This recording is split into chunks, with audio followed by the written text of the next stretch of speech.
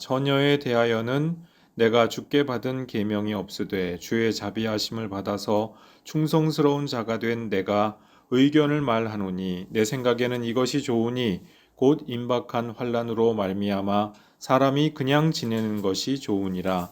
네가 아내에게 매였느냐 노이기를 구하지 말며 아내에게서 노였느냐 아내를 구하지 말라. 그러나 장가가도 죄짓는 것이 아니요 처녀가 시집가도 죄짓는 것이 아니로되 이런 이들은 육신의 고난이 있으리니 나는 너희를 아끼노라.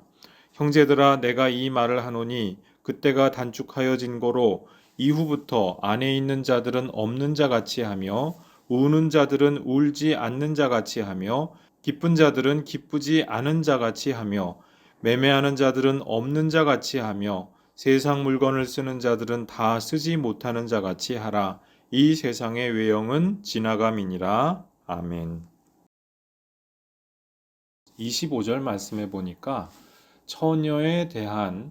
처녀가 어떻게 결혼 문제에 대하여서 생각하여야 될 것이냐라고 하는 데에 대한 이 사도 바울의 권고, 명령도 아니고 하나의 권고죠.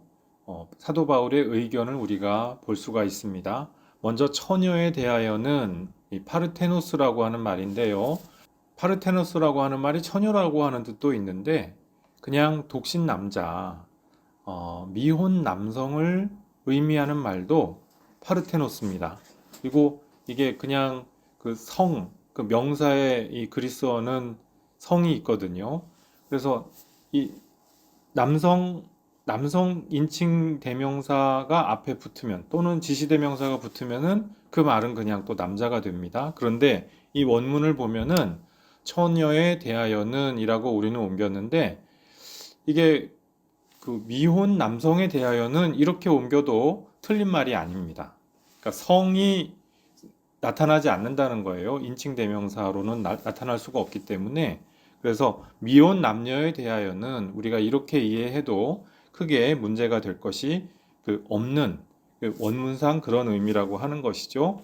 그래서 지금 사도 바울이 말씀하는 것이 미혼 남녀들은 어떻게 하면 좋으냐? 주님께 받은 명령이 없다는 것입니다. 그러니까 절대적으로 이거를 해야 한다 혹은 말아야 한다라고 하는 것에 대하여서 주님께서 말씀하신 바를 모르고 또 받은 바가 없다라고 이야기하는 것이죠. 우리 바로 전달락 지난주에 나눈 말씀에서 그 사도 바울이 말씀하고자 하는 것이 무엇입니까? 결국에는 각자에게 받은 소명이 있고 은사가 있는데 그대로 지냈으면 좋겠다. 내가 결혼하는 게 이미 결혼을 했는데 독신하는 게 좋아 보인다고 해서 이미 결혼한 사람하고 결별하고 독신의 그 삶을 선택하는 것 별로 좋은 선택이 아니라고 생각한다. 이제 사도 바울이 그렇게 말씀하신 것 우리가 지난주에 나누지 않았습니까? 그런데 오늘 말씀도 큰 부분에 있어서는 지난주 말씀에 있는 그 말씀과 의미가 대동소이합니다. 그런데 우리가 알다시피 사도 바울은 지금 독신의 은사를 높이 평가하죠. 높이 평가하고 선호합니다. 그래서 할 수만 있다면 여러분에게 그러한 은사가 있고 소명이 있는 것 같거든 혼자 지내는 것을 두려워할 필요 없다. 그것이 오히려 더 좋다. 지금 이렇게 말씀을 해주고 싶어 한다는 겁니다. 그런데 이것을 사도 바울이 지금 단 한 7절, 8절 정도 안에 이 이야기 하고 싶은 말씀을 다 담으려고 하다 보니까 이 말씀이 굉장히 좀 불투명하게 보입니다. 그러니까 명료하게 보이지가 않고 말씀이 이렇게 읽으면 이런 것 같기도 한데 또 저렇게 읽으면 저런 것 같기도 한 좀 그렇게 내용이 되어 있습니다. 그렇지만 우리가 주의 깊게 잘 보면은 사도 바울의 그 진심을 알 수 있다고 하는 것이죠. 지금 그래서 26절에 보니까 사도 바울이 무엇이라고 말씀합니까? 우리 앞 단락에서는 사도 바울이 혼자 지내는 것이 좋다라고 하는 이유 가운데 하나가 혼자 지냈으면 좋겠다라고 하는 그 말씀을 하실 때 결국에는 사명과 소명을 이유로 들지 않았습니까? 그런데 오늘 26절 말씀에 보니까요. 두 번째 이유가 또 나온다고 하는 것이죠. 그것이 무엇이냐? 임박한 환난으로 말미암아 사람이 그냥 지내는 것이 좋다라고 하는 것이죠. 이 그냥 지내는 것이 좋다라고 하는 것이 과연 독신만을 말씀하시는 것이냐 하면은 그렇지는 않은 것 같습니다. 그냥 읽어보면은 그대로 지내는 것이 좋으니라 결혼하지 말고 그냥 지내는 것이 좋다고 생각한다. 왜? 미혼 남녀에 대해서 지금 하시는 말씀이잖아요. 그러니까 미혼 남녀가 그대로 지나면은 결혼도 하지 말고 그 약혼도 하지 말고 그냥 지내라는 그 말씀이 되는 것이죠. 그래서 그냥 지내는 것이 좋으니라. 그런데 조금 더 생각해 보면은 사도 바울이 지금 사명받은 대로 지내는 것이 좋겠다. 소명받은 대로 지내는 것이 좋겠다. 지금 이렇게 말씀을 하신다는 겁니다. 바로 느껴지는 거는 독신남녀로 그냥 지내도 좋다고 생각한다라고 말씀하시는 것 같은데, 그런데 이미 결혼하기로 했으면 굳이 결혼하기로 한 거를 파혼하고 독신남녀로 지내야 된다. 이렇게 말씀하는 것은 아니다. 지금 이렇게 사도 바울이 말씀하고 싶으신 것이죠. 근데 그 이유가 무엇이냐? 임박한 환난 때문이라는 것입니다. 이 임박한 환난이 무엇이냐? 무엇을 도대체 말씀하시는 것이냐? 여기에 대해서 굉장히 그 의견이 분분합니다. 이제 어떤 가까운 시일 안에 어떤 그 묵시문학적인 파국이 올 것이다. 그래서 안 될 것이다. 또는 예수님의 재림이 이제 곧 임할 것이기 때문에 안 될 것이다. 굉장히 여러 가지 해석들이 있거든요. 그러니까 옛 시대, 옛 에온에 속한 그런 그 삶들이 이제 곧 끝날 것이기 때문에 그 옛날 방식대로 그렇게 결혼하고 시집가고 장가가는 거 좋지 않다. 이런 뜻일 것이다. 여러 가지 의미가 있는데요. 저는 이렇게 말씀을 드리고 싶습니다. 사도 바울이 살고 있었던 1세기는요, 굉장히 격동의 시대였죠. 로마 제국이 굉장히 잘 나가는 것 같이 보이고, 그리고 잘 사는 것처럼 보였습니다. 그런데 사실 당시에는 빈익빈 부익부의 이 현상이 굉장히 심화되던 좀 불행한 시대였죠.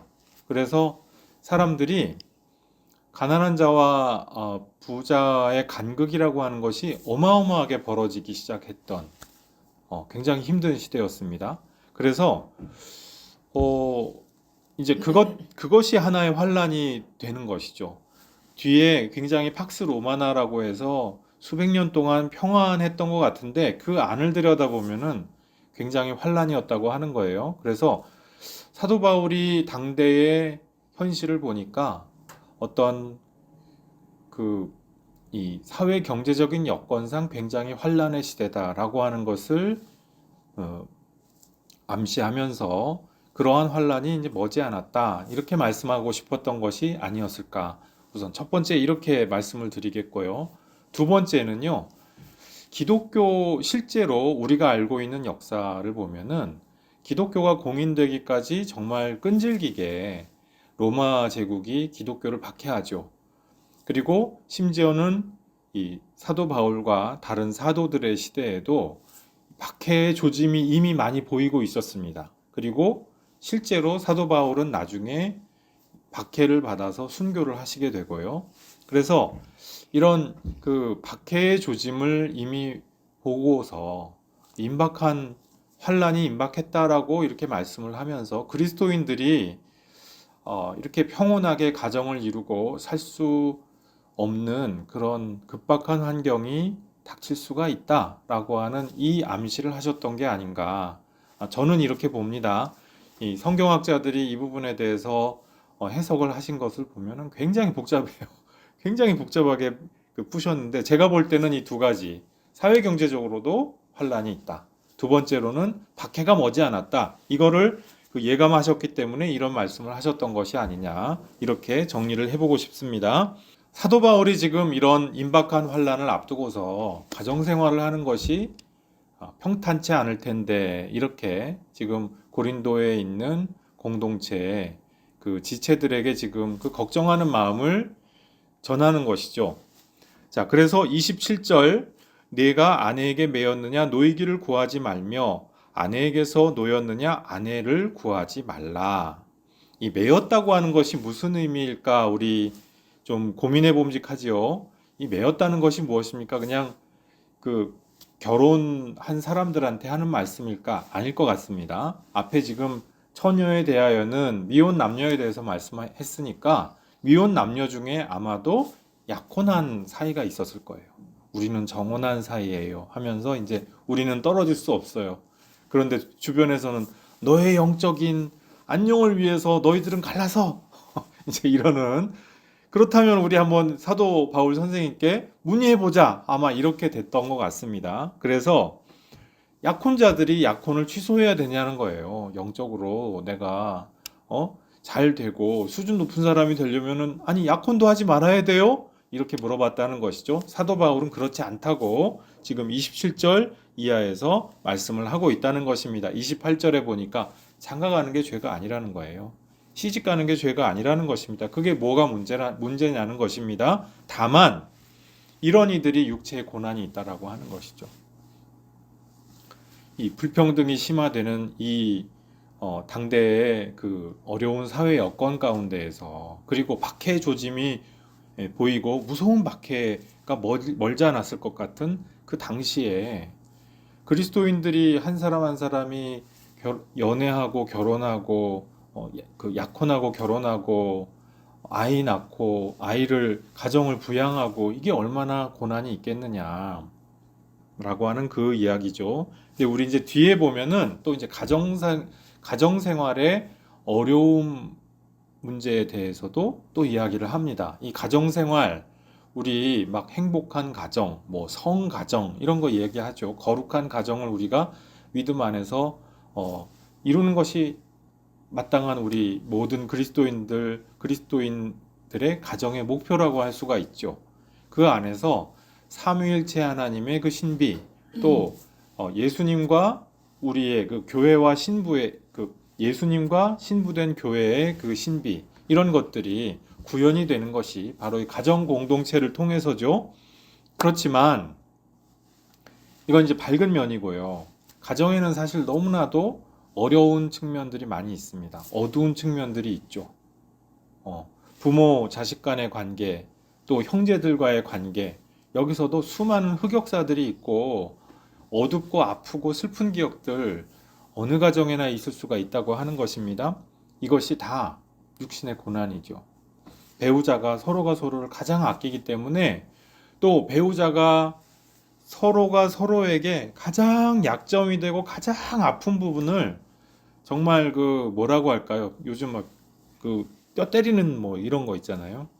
정말 그 아픈 부분만 골라서 0점 타격을 할 수 있는 것이 배우자들 아니겠어요? 서로가 서로에게 그럴 수가 있죠. 다른 사람들이 아무리 말펀치를 많이 날린다고 해도 그 말펀치는 아프지 않습니다. 왜냐? 모르는 사람이니까 당신이 나를 알아? 이럴 수가 있다는 것이죠. 그런데 배우자는 속속들이 알잖아요.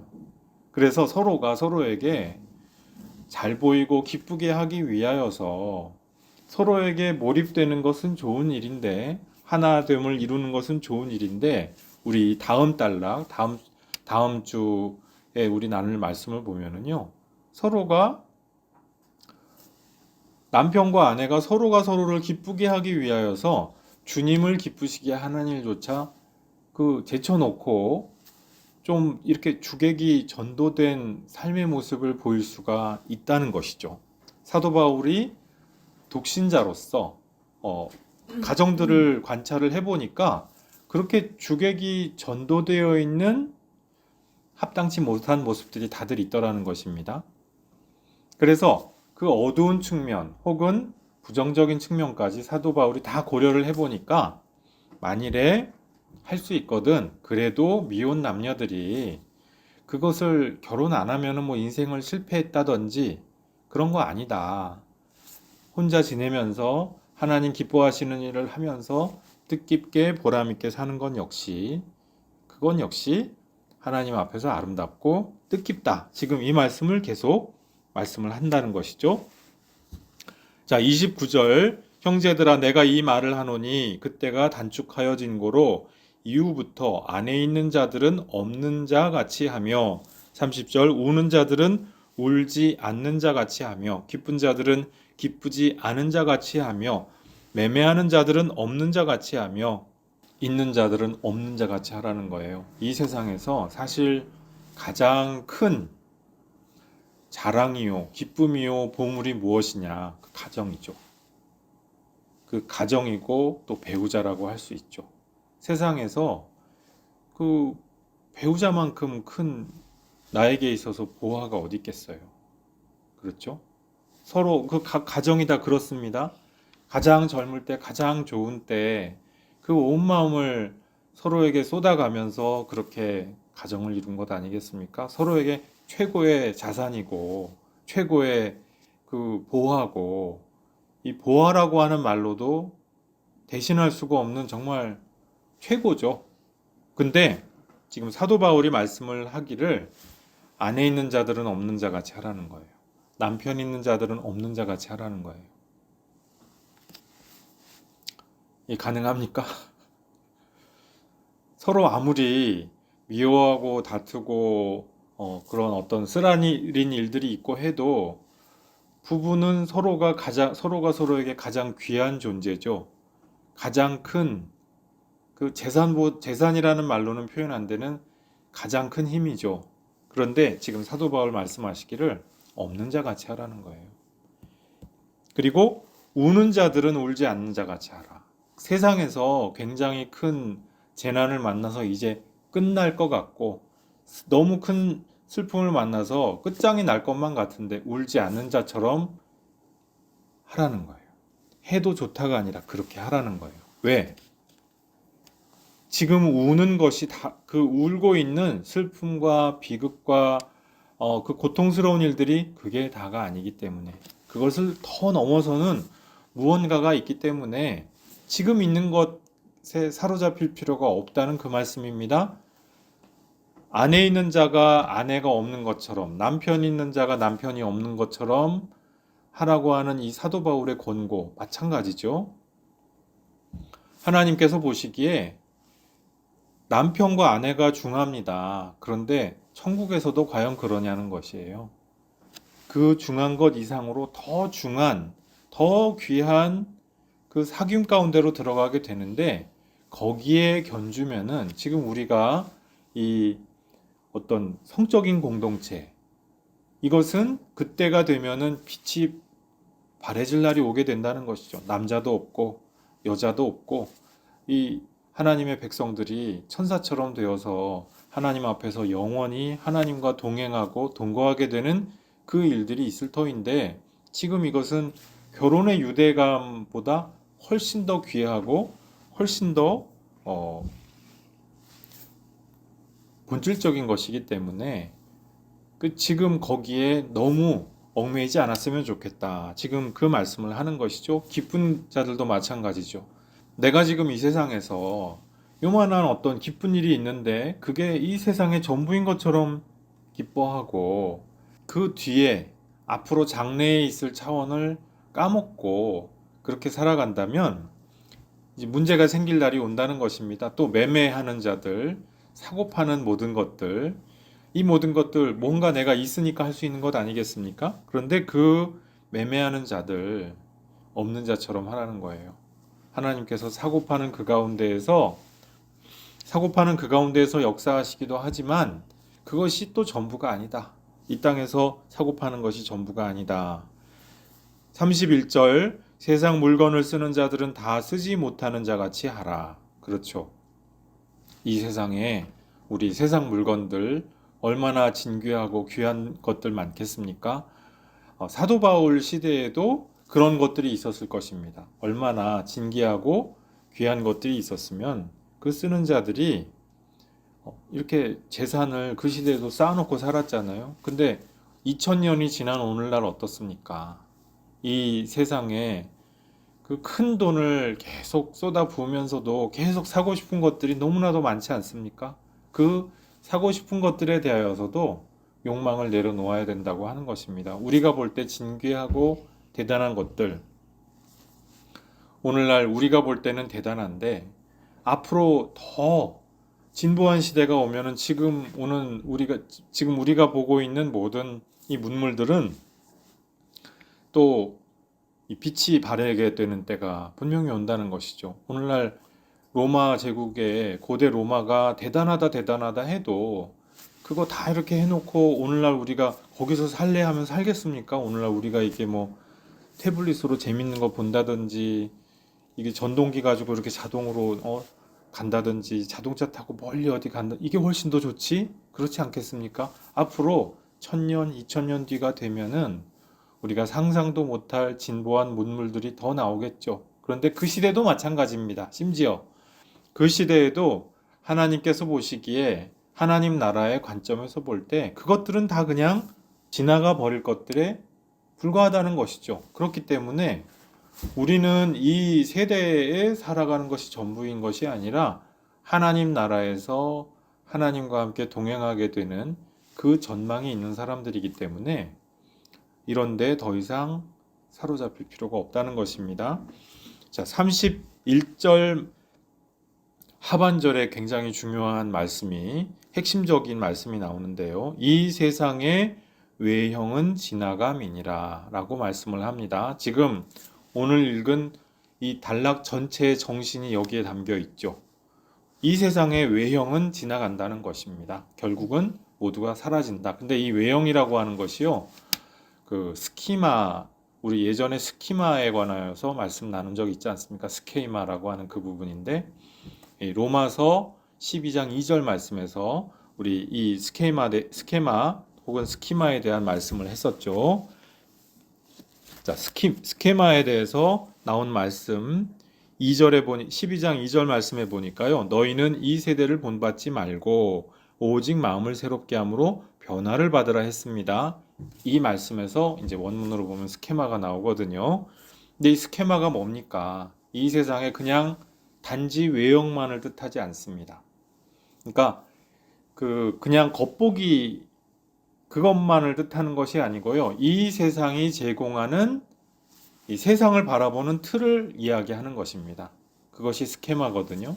근데 우리가 알게 모르게 이 세상의 스케마에 경도돼서 살아갑니다. 뭐 요즘 가스라이팅이라는 말도 많이들 하는데 그렇게도 얘기할 수 있죠. 이 세상의 스케마에 가스라이팅 당한다라고도 심지어 얘기할 수가 있습니다.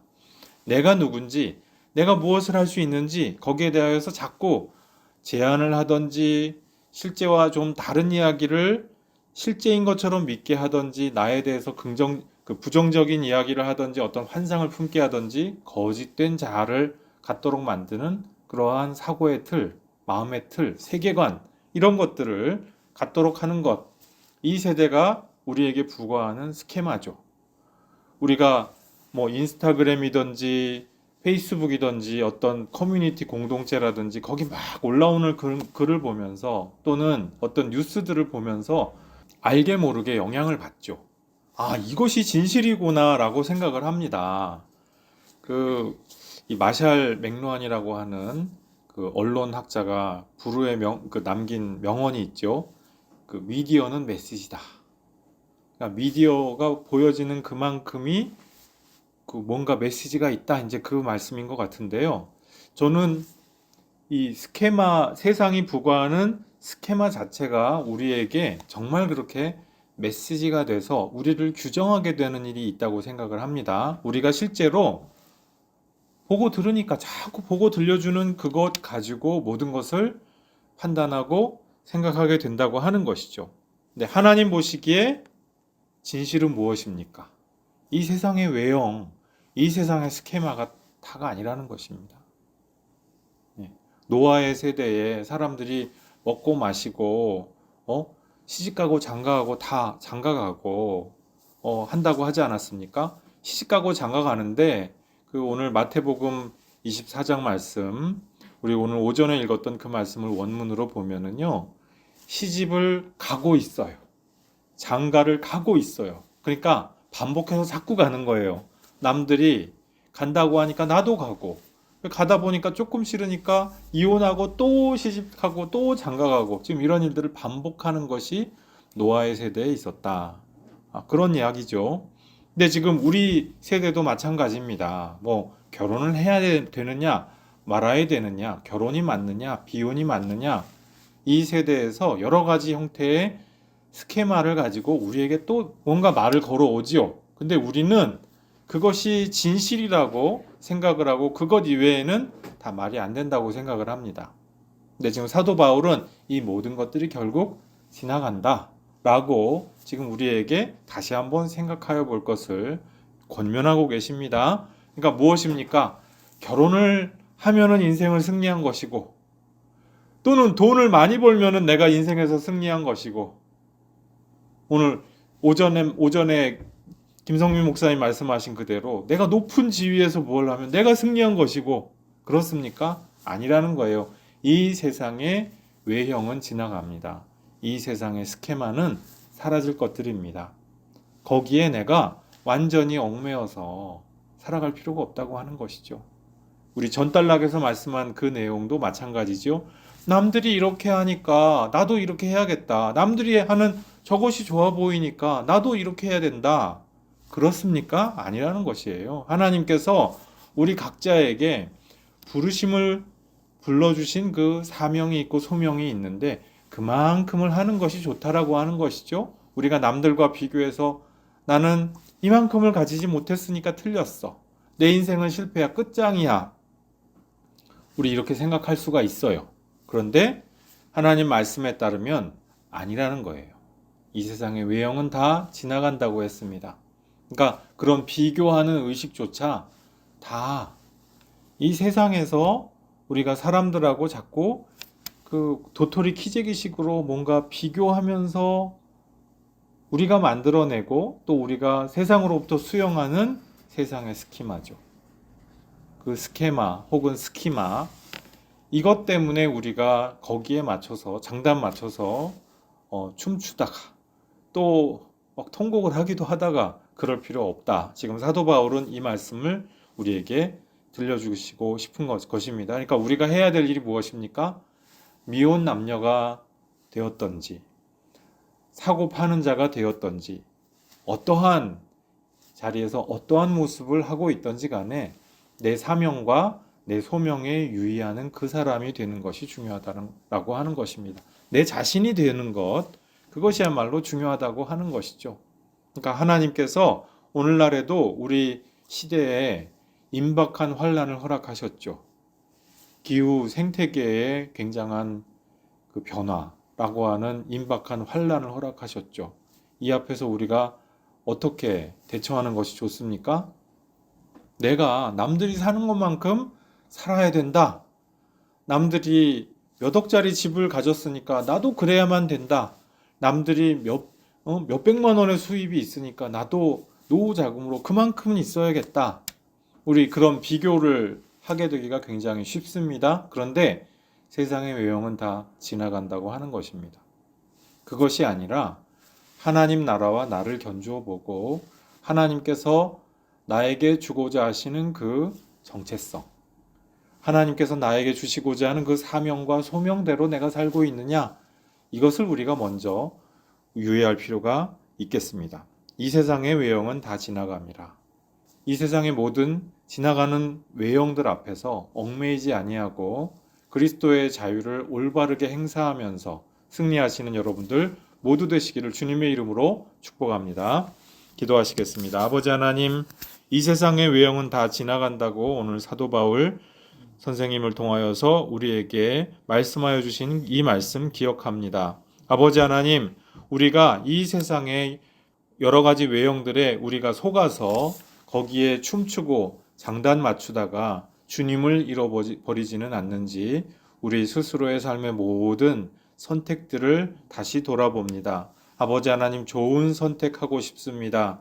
주님이 언제 오시든지 우리가 부끄럽지 아니할 만한 좋은 선택할 수 있도록 지혜를 주시옵소서. 주님의 은혜의 그 길을 발견하고 선택할 수 있는 열려진 눈과 귀를 허락하여 주시옵소서. 열려진 마음 허락하여 주시옵소서. 그리하여서 주님 오실 때 우리가 부끄럼 당치 아니하고 주님 기뻐하시는 선택을 한 그 사람으로서 주님 앞에 서게 될 수 있도록 은혜 내려 주시옵소서. 예수님 이름으로 기도드리옵나이다. 아멘.